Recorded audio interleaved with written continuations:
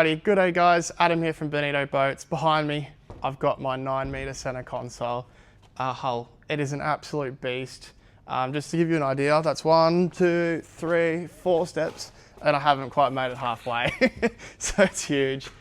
So we pushed it into the shed and we've sat the deck on it. So this is the deck from the 760, so it fits really, really well, obviously. So the 760 hull comes out of the 900 Bonito molds. So it is blanked off at 7.6 meters if you didn't already know.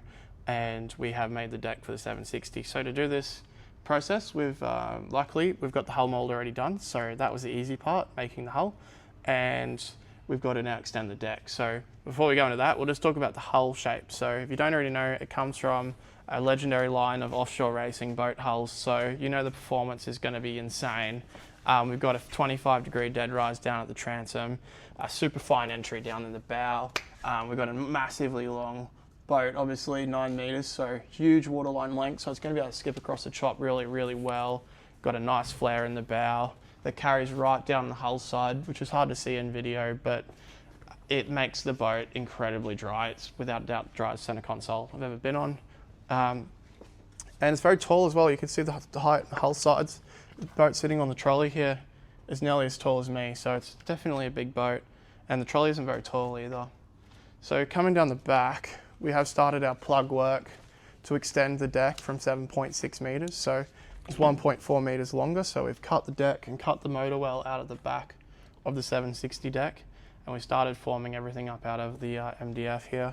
So this is a long process. This is actually the fast part, getting the rough shapes, but soon we've got to glass it, and then we will start all the bogging and fairing, and that's where the real labor is in this process.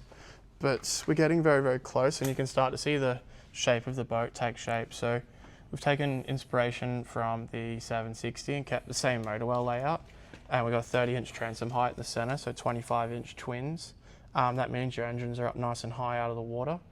In the back here, we've kept the back of the motor well really, really flat, so this will all be non-skidded, and this allows you to stand in here and fish and get in and off the boat really, really easily. So a very, very important feature when you're fishing, and just getting in and out of the boat for practicality reasons is just to be able to walk through the back. So we've kept the transom door same as the 760, so you can walk through nice and easily.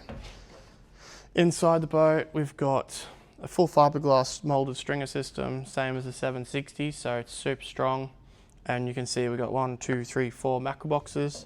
We've got some another kill tank down here. This is all going to be insulated, and up in front of the console we'll have another one as well that'll be insulated. So you can see the size of the fuel tank compartment. It is huge. Again, we've got 700 litres going in there.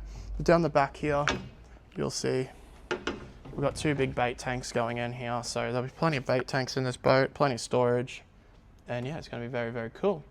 So you also notice we've got a nice freeboard. It's a good height. It's not too low, it's not too high. Perfect fishing height. I'm an average height person, so you see there it's mid-thigh, so it's a good height. And yeah, this is very, very exciting. Alrighty, let's jump on out. You can see how easy that was for me to jump out of the boat.